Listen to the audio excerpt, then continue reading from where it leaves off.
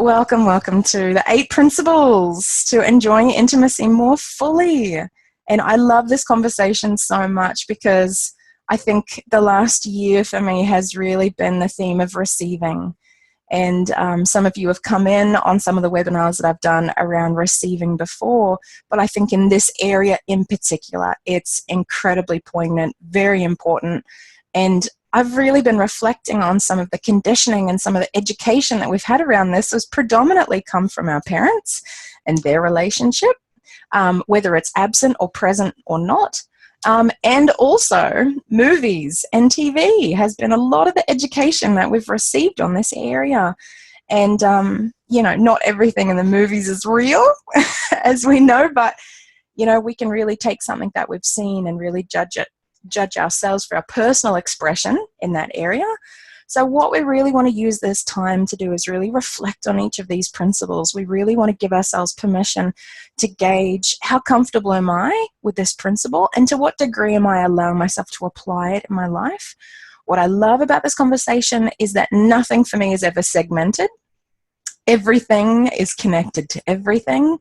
So for me, devoting myself to improving my own life in this area has just meant so, like, it really has helped me receive the love from other people more, which has helped me to feel far more loved, far more safe, and far more safe to expose who I really am. Because I think our intimate moments are such a beautiful way to see how comfortable we really are with ourselves and being received in our truth and just exactly who we are right now. So, some intentions coming in. Cool. Lifting her desire for intimacy. Beautiful. Yes. You can't segment. I cannot segment. How to enjoy myself. Beautiful. Yeah, this is lovely. We've got some mums here who are breastfeeding right now as well, and this all influences out the perspective that we have on our bodies and how they're received and how we feel when we're being intimate with our partners. Someone sharing their intention is to create and embody healthy, divine intimacy and closeness in future relationships. Beautiful. Okay, cool. So, someone saying to enjoy herself as my husband's wife and a woman. I love it. So everyone knows when they hang out with me, we have full permission to be ourselves. So as we go through these principles, please feel free to ask any questions, share anything that you would like to. Another intention coming through now is to remove any shame. Yes. Beautiful. Around desiring or asking for intimacy. This is beautiful. Principle 4. I know you've already ironed it out. That person who shared that, bravely asking. Okay. So what's really nice is we're going to be thinking about these principles and how we feel about them and just sharing anything or asking questions as we go along, because I think everyone has really been reflecting on whether they compartmentalize or not. I can't. I don't have a hope and heck of compartmentalizing, which necessitates the process of everything. And what I love saying to everyone who's deeply feeling and who's basically of the Chinese water element, we're the emotional creatures of the world. So our ability to actually not feel is impossible. So we may as well get good at being with our feelings and processing them. Or in other words, you know, we need to get good at swimming because we're living in that ocean every day. We are the mermaids of the world. So let's get really good at swimming in this beautiful ocean. So another intention, would love to feel more connected to her husband. Beautiful. So this first principle I really love around having a clear heart, which opens the flow. And when I'm talking about a clear heart, I'm talking about giving yourself full permission to express how you're feeling, what you're thinking, what's come up for you recently. And my husband now knows that before we can fully connect, I actually need a period of time. And I just go through it all. And it's like there is this secret list within me that's just going off, and I'm just unraveling it all. And when I do release it all, I just drop into the sense of being. Have you felt that? And so grateful that you can be here. Welcome to this person who's just joined us. Yeah, so lovely. to be able to think about dropping in and being fully embodied and fully present with ourselves. Has anyone ever felt that happen after they've kind of processed and released and cleared their heart? Yeah, I see a few nods. It's so nice to be able to give ourselves this chance to drop into our body, because if we're still thinking about what's been showing up in our lives recently or how we're feeling emotionally, means that we're bringing our attention up to our mind, the blood flow up to our mind, and that's not what where we want our blood flowing. We really want ourselves to be fully embodied. So I know that few people have thought about this. Yeah, someone's just expressing that this happens whenever she's on holiday. I just don't want us to have to wait until we're on holiday for this experience, right? Yeah.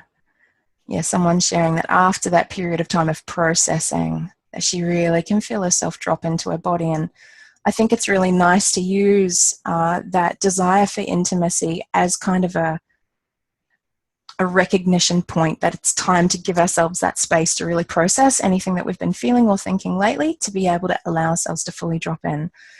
So just be mindful of any judgments that you have upon yourself around being able to compartmentalize, not being able to compartmentalize, judging yourself for being emotional. I've had a client who calls herself a stupid emo. And I'm like, that's not very loving. And it's basically our nature. So I know a lot of you know that for me, I just have had to accept how emotional I am. And then that means that we learn ways of being that support us to stay in our element and stay in the truth of who we are. So are there any ways that you clear your heart? Do you do this, when you're in bed with your partner just before you do want to be intimate? Or are you making space in your day?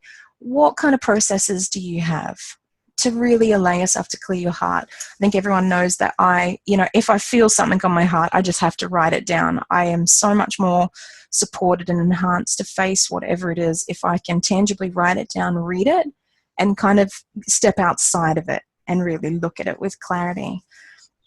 What are you doing to be able to clear your heart? Or what questions do you have around clearing your heart so that you can open to this beautiful embodied flow that just, it's incredible that, being intimate is something that we never really need to be taught. It's this spontaneous, organic response. But if we're not in our bodies and feeling connected to ourselves, that natural response can be impaired, and that just really doesn't make it a very enjoyable experience for us.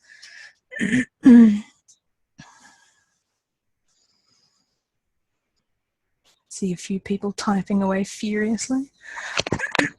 Yes, mind dumping. Perfect. That's so, so wonderful. And so lovely to train our partners or our husbands, our wives, to be able to understand that hard expression, mind dumping, venting is not something that needs to be fixed. There are no solutions required. It really is just to be heard, to be witnessed, is just so powerful for us. Someone's sharing that they just can't be intimate if there's too much going on in their head. It's so true.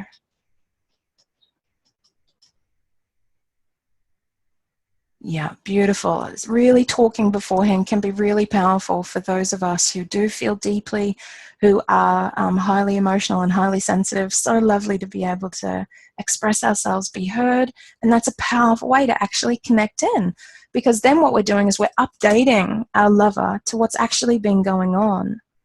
And when we feel them hearing us and witnessing us, for me, I feel really loved. So it's very conducive to the process. Someone sharing, meditating, journaling is really big for her. Sometimes she struggles to do that in the moment.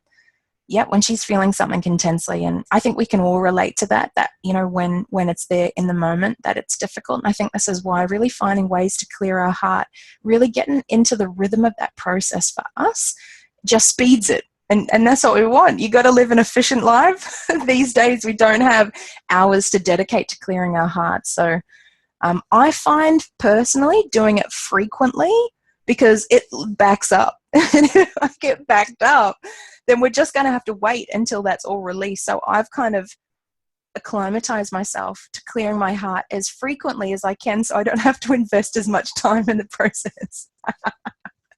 Efficiency.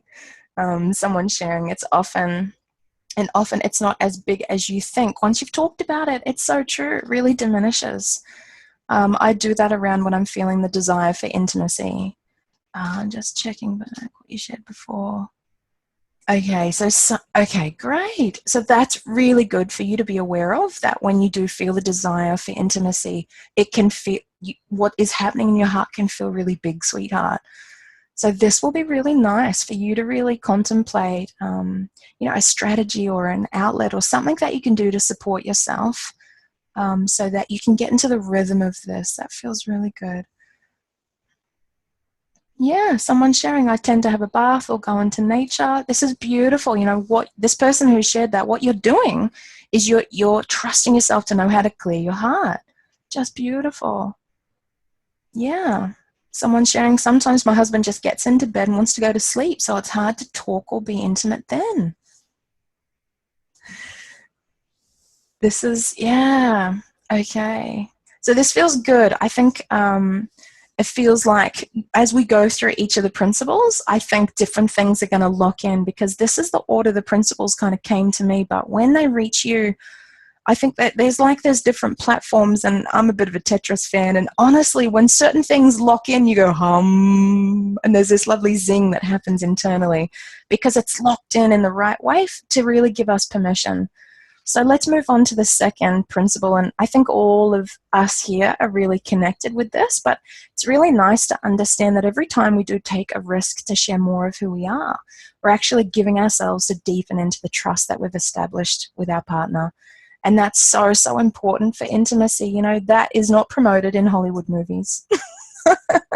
The less you know them, the saucier it is supposed to be, which I think is totally not true. But that probably wouldn't sell big box movies, so they're probably not incentivized to pitch that. But I really want to share it because I think, obviously in my line of work, I'm very privileged to the private details of people's lives. And what I know is that there is an incredibly strong desire in the world for emotional intimacy, to be known and to be held, to be loved.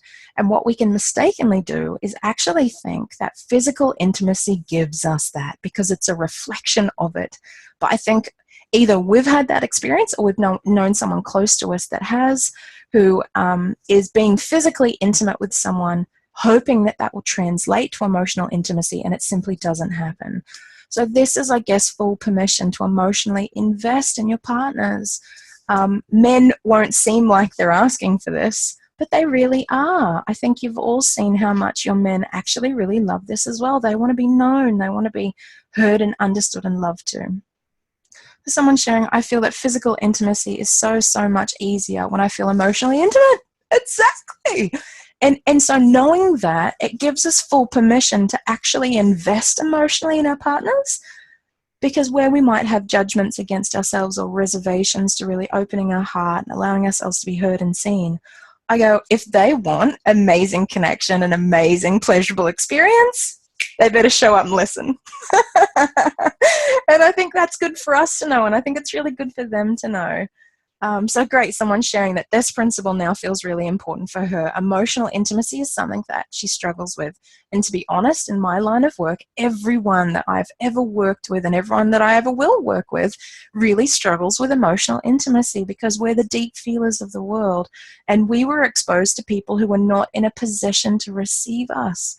And it's so important to be able to understand that our relationships with our parents and our siblings actually have a big impact on how we're actually able to show up in our intimate relationship.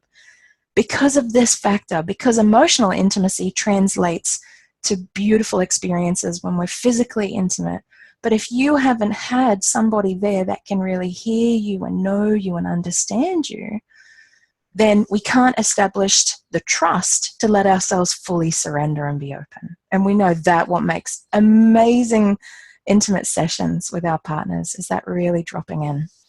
Yes, yes, yes, I'm seeing. This is cool. Okay, can I tell you, I had a beautiful healing session with an amazing lady last week. Now, this lady is very sensitive to energy, and she's actually very connected to the plant kingdom. Now, I'm going to tell you how I supported her, because I want you to think of your own variation. Learning how to receive, learning how to express ourselves and be heard is actually a core skill. And I'm, I guess practicing that with all of my clients, really hearing them and helping them to feel safe and being known. But developing this more with ourselves. This lady, I got her. She's fully connected to the plant kingdom. I said, go get your pot plant. She's like, what? I said, pop it in front of yourself. And I said, tune into the plant and let yourself see it. And she very quickly was able to see the light and the energy coming off this pot plant. I can't do that. That doesn't mean she can't, though. And I said, and now let your heart be shared with the plant. I love that I'm talking about connecting with plants, because it's the same. And she's like, oh, the plant needs more nutrients. And I said, wait. You are tuning into what the plant needs. Okay, this is what we do. Okay, we show up tuning into the needs of our children, our partner, our communities, our friends. This is what we're good at. But as we're in that process of giving, I said, pay attention to what the plant has for you. And I was encouraging her to emotionally acclimatize herself to receive and to sit and be known and loved by the plant. Now, whether you do this with a plant or a pet or a friend or a crystal or an angel or your higher self or me, do you know what I mean? It's really, really good to practice this skill, because then we can feel more safe to do it with our partners and have amazing lovemaking sessions as a consequence. I mean, what kind of incentive do we need here? What a wonderful incentive. The physical tends to take over, and then I disconnect because the physical becomes too important. Someone sharing. Yeah, but what I love knowing is that the physical is only ever a reflection of the emotional. And so giving ourselves permission to kind of validate the importance of this area, I think it's exciting, hey? So I'm loving the questions that are coming through. Keep doing this. This is going perfectly. If you have any questions that are coming up, I'm so happy to be sharing this. I hope everyone can feel my ecstatic joy being able to talk about this, because it's such a social faux pas to talk about our intimate experiences. We're kind of, how can I say it? Our partners are implicated in the conversation. And so out of respect and revere for them, we can end up not having this conversation. But then we miss out on actually connecting on these ways that we need to be able to really connect with them. So thank you so much for being here. I'm so grateful. So principle 3, I would say you're all practicing to a degree, really listening to them.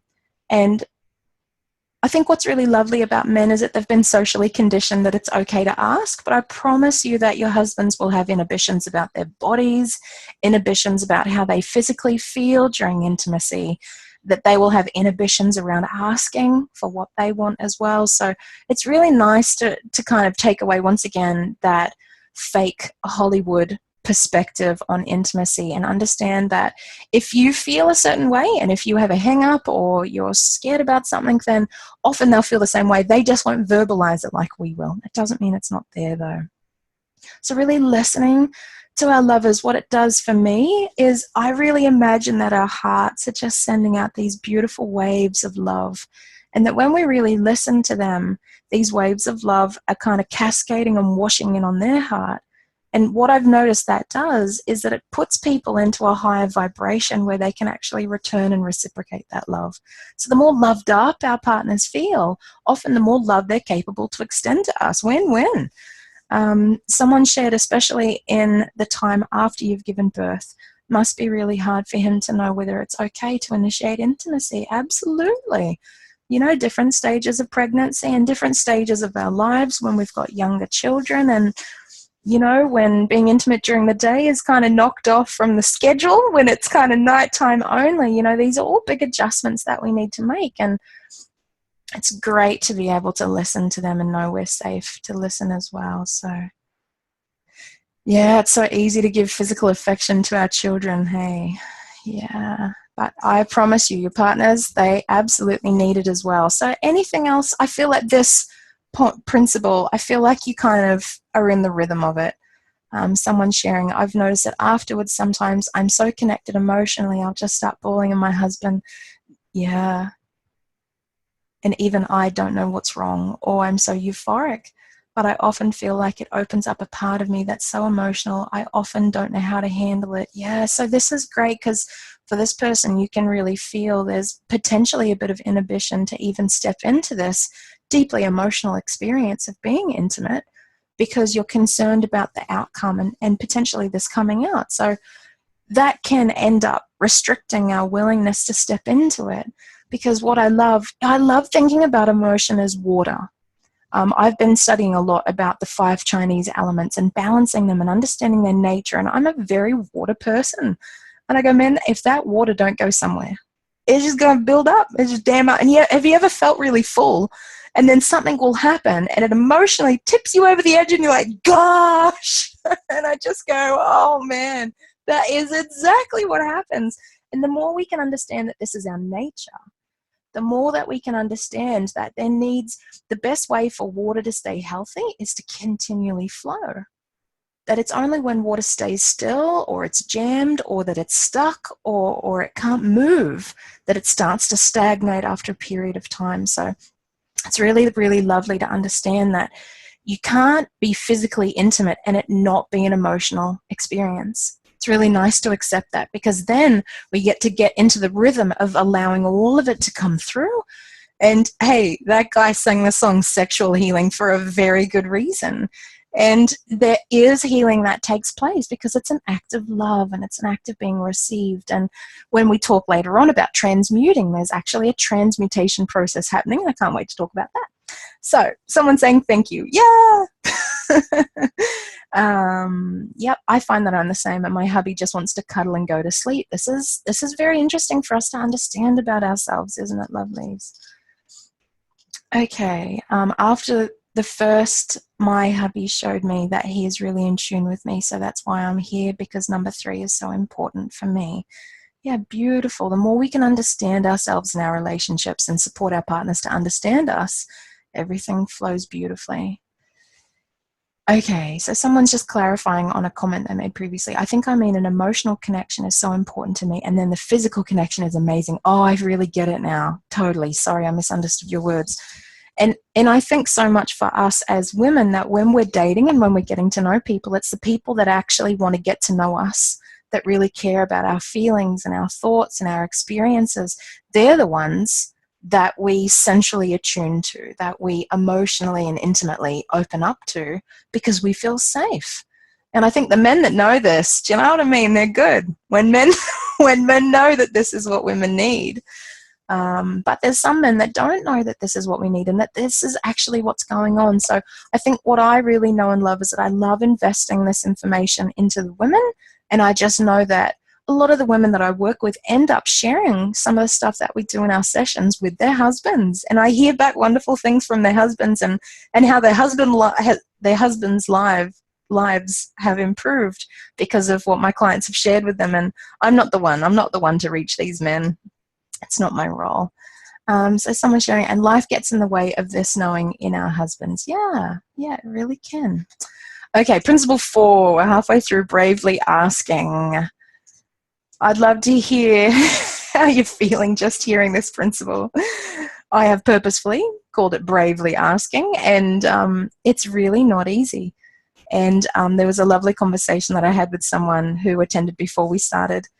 And yeah, we get shy. We really do get shy. And the more we actually ask for what we truly want, what ends up happening is that we're revealing who we are.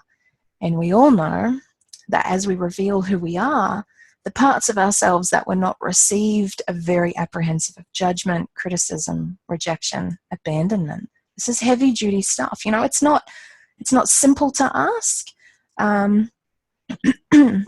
The way that I like to think about this is, maybe a spiral. I love spirals.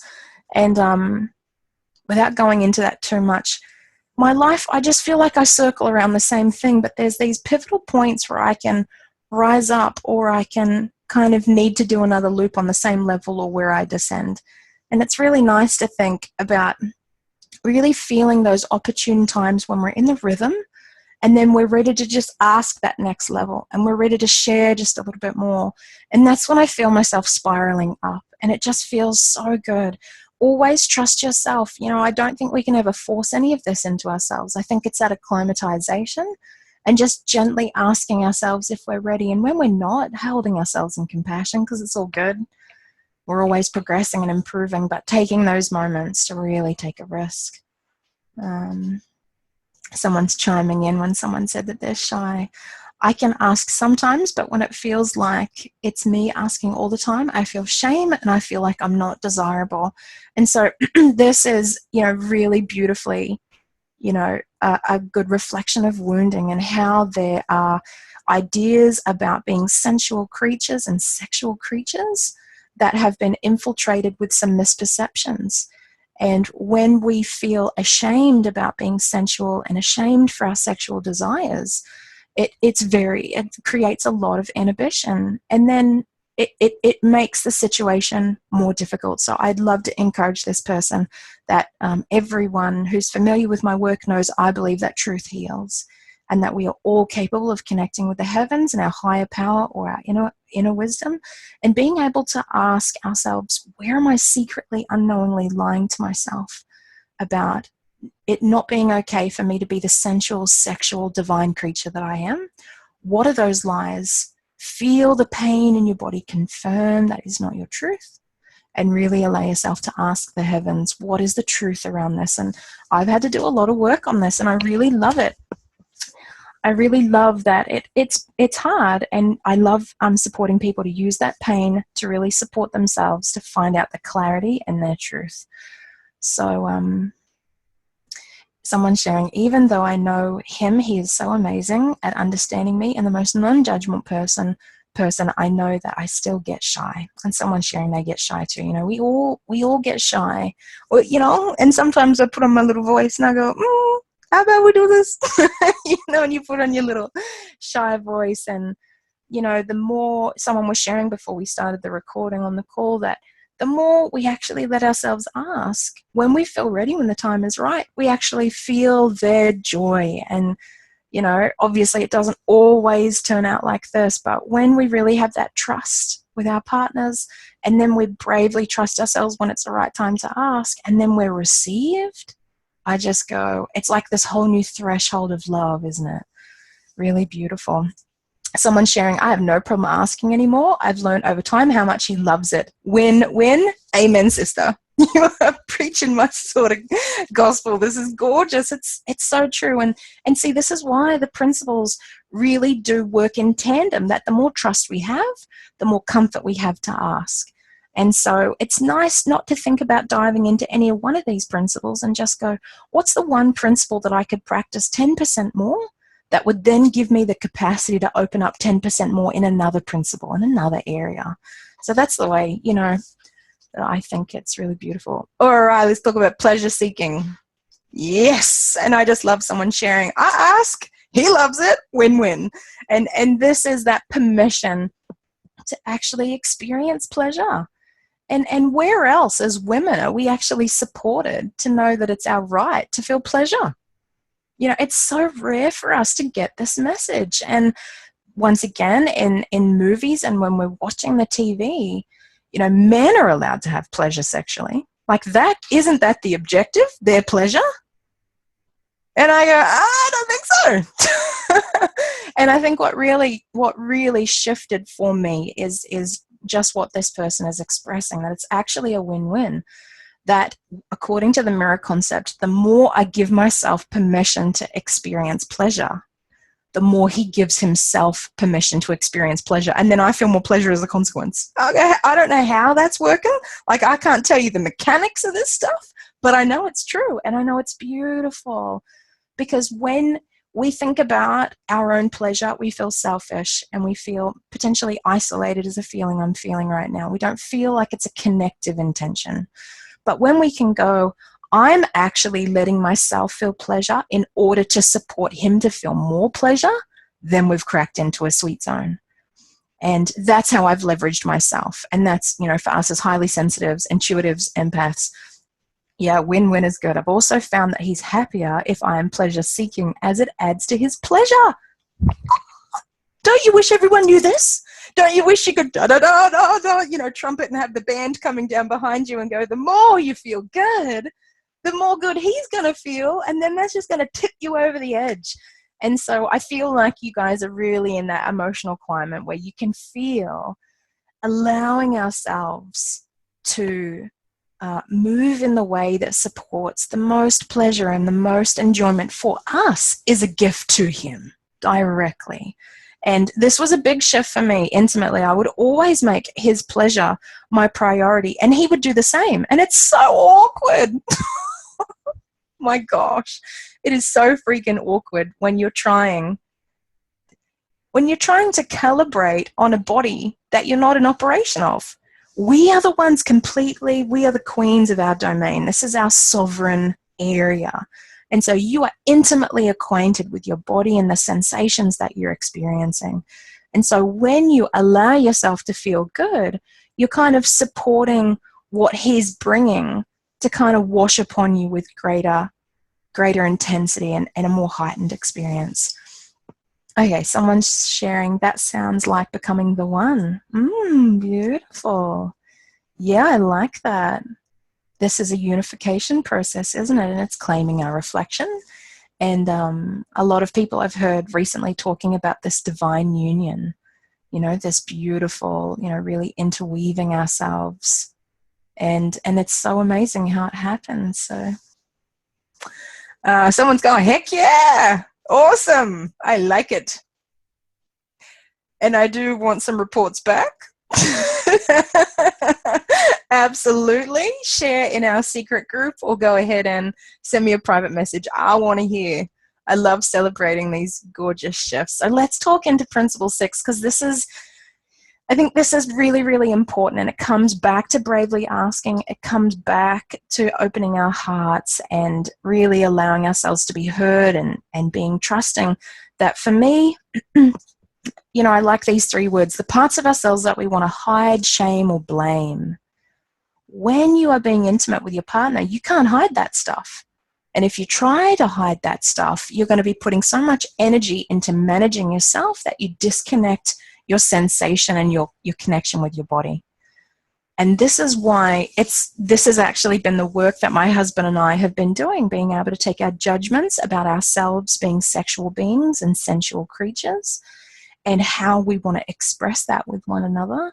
And we basically take turns and hold space for one another. So, you know, I will give him permission to kind of be the initiator, or maybe set the game plan for the playtime and be like, what would you like to do? What would you like to experience? And as he is brave to share some of the things that he would really like to experience with me, I feel his shyness and I feel his fear.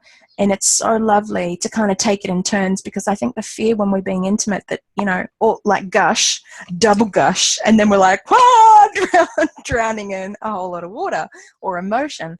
And I think it's really nice to think about taking turns, because then you can go, okay, I'm being devoted to supporting him to really be with himself in love and accept him as he is, support him in what he's desiring and seeking, and love him through that. And you'll see this has already happened in your relationships, past, present, or you will see it in the future, that being able to accept people and hold them in love. And then transmutation for me is this process of being able to take something that's coarse and heavy with judgment and shame and guilt, and being able to bring light and love so that it's more refined and released, so that we can be able to take these shadow aspects of ourselves. Maybe someone wants to act a bit like a wild beast sometimes, and maybe they have shame about that.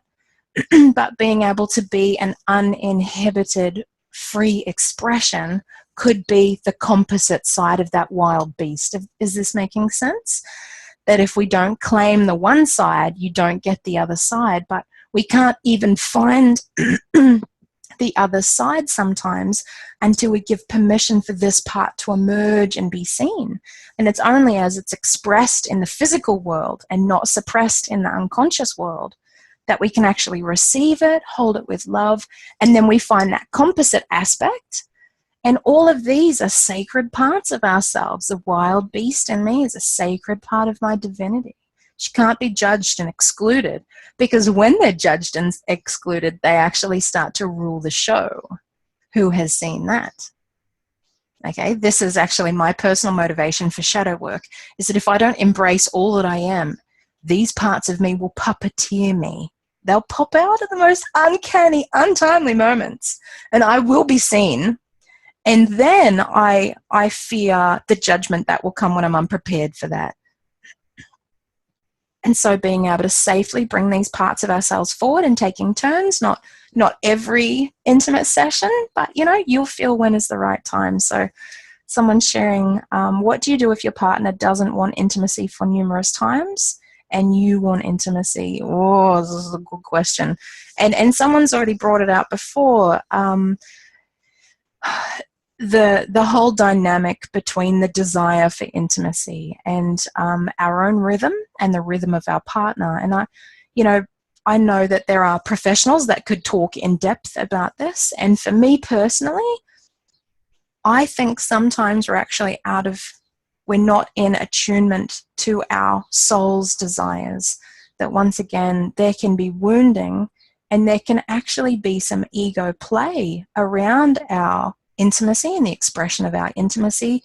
I like to think sometimes of as our ego as being a hungry ghost, that there's things that we think that we can get out of being intimate that sometimes we're seeking, but we're not seeking actually being intimate. Does everyone get what I'm talking about here? And I don't think this is the case for this person, but I want to just, for everyone here and listening to the recording, I want to expose everything that can be happening when we're looking at this dynamic and the supply-demand, shall we say. And sometimes when we're intimate, we can get something that our ego thinks it needs. And I love that quote that you can't get enough of what you don't need. Okay, so when we're being compulsive sexually, that there could actually be some wounding there where we're thinking that we're going to get something that we don't actually get. And it's very nice to be clear on these things. The other thing is obviously having really clear, open communication, that sometimes we can assume that there's no desire when there's actually, wounding and misperceptions preventing our partner from being able to display that they're interested or ask.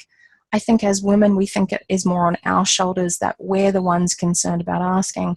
Sometimes it can really be, our partners are really, really concerned.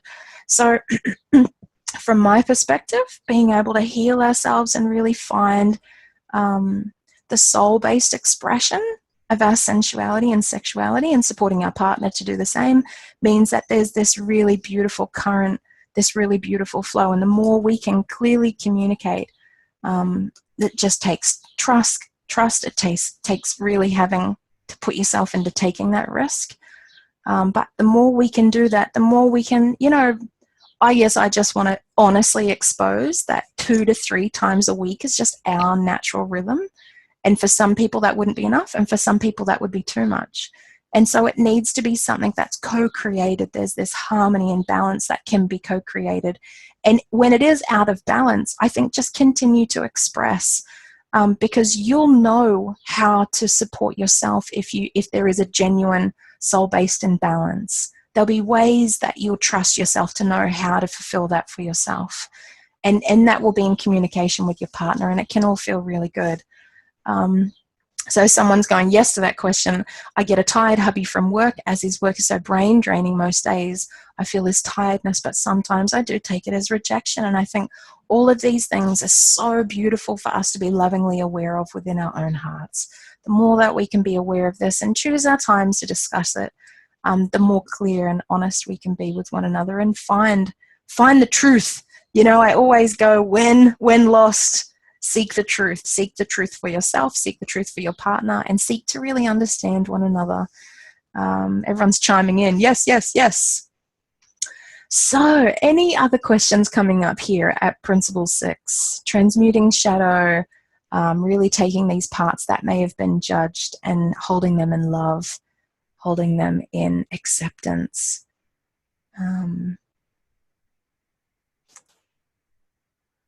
what's really lovely is that using all these principles in tandem, that it'll just be a consequence. And for that person who spoke before about that cathartic release that's happening, maybe during orgasm or the peak of your intimate experiences, that is what I would call, there's some transmuting happening there.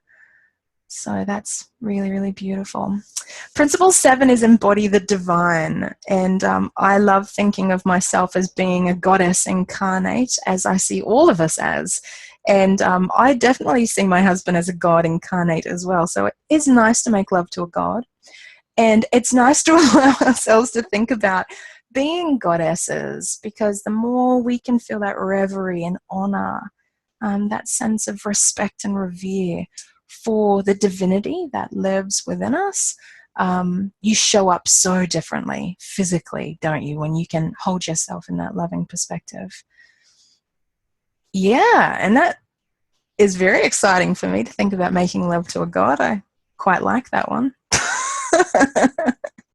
Because, I think it's more pitched that women are goddesses, and I'm like, but men are gods. I think it's really important that if there's anything that's good for us, it's good for them too. It's lovely to see them as divine, sensual creatures. So the way that I move, the way that I'm connected to my body, when I'm owning that I am a divine creature, is completely different. That perspective on ourselves. So someone sharing, I've never thought of it that way, makes so much more enticing now for me. I think it would be for him too. Oh, look, honestly, I go, anytime that I'm working with someone to attract true love, always encourage them to embody their goddess. And when we do this, like, it doesn't, I can do this now as a married woman and feel really safe. And I'll walk my divine body all the way down the street, and people know, they can sense it. And I really love that, because when we can allow ourselves to perceive the gods in our husbands, in our partners, in our lovers, it really takes on a sacred nature. This is not a purely physical experience. This is allowing the totality of what is, a mental, physical, emotional, and spiritual experience to come forward. So, yes, and oh man, do our men love seeing us sitting in our divinity. I go, that's what the women that the world looks to are doing. They're women just embodying their divinity, and it's so attractive. Someone sharing, thinking of it in this way also takes away the heaviness of being human, especially as a mum, axle of a family. Absolutely. That if we get locked in our identity as being a wife or as a mother, I just feel stagnant. It's so important for me to remember that I am a unique individual. I am this goddess that exists separate to everybody else in the family. And that remembering that identity helps me to feel free, even though I spend a lot of my time in the home. Yeah, someone's got feeling that. Light bulb. Awesome. Cool. So principle 8 we'll finish up on. And the pinnacle, the way that you're going to know if you're really vibing with all of this, is obviously you're going to feel a lot of pleasure. You're really going to enjoy the experience. But another great way to really look at how well you're allowing yourself to utilize these principles is there's this freedom that comes through in your lovemaking. This free, creative, sometimes we can get into these ruts where he does this, I do that, we both do this, and it becomes very routine. And sometimes that's okay. But for me, there were in my past, I had so many routines, and it just took away the pleasure because it makes it more safe. Does that make sense? A, B, C, there we are at D. Great, D's done, right, on to the next task. But when you can really allow this free expression to come through, what happens is that it can be a unique experience every time. That when two people are deeply connected to their bodies and allowing their hearts to be clear and allowing themselves to ask for what they want and allow themselves to feel pleasure, is that it's this organic kind of co-creative experience. And I go, when you feel yourself free to express yourself as you feel led, there's this kind of magic that's in those moments. And I know that you've had it. on holiday, you know, when maybe it's been a while, or maybe, you know, no one's home and you're well rested and you're ready to devote yourself to this experience. But for me, when that freedom of expression is showing up in my intimate moments, that's a beautiful sign for me that I'm doing all of these things and supporting myself. So I have absolutely loved being able to open my heart and share this with you. I'm so grateful for your open hearts and your willingness to allow this conversation to be, because it's not an easy conversation. But I really know that being able to embrace and own our sensuality and our sexuality is an integral part of our identity. That for me, if I don't allow myself to be fully expressed in this area, I'm limiting myself in every other area, financially, in my friendships, in my parenting. There's nowhere where this isn't going to have a ripple-on effect. So that's why I really wanted to talk about it, because I think it's the thing that a lot of people can't talk about. But what's actually going on within us and the wounds that are actually asking for healing show up very clearly in this area. But I wanted to take the conversation out of purely my private work and make sure that it's exposed publicly as well. So thank you so much, everyone, for being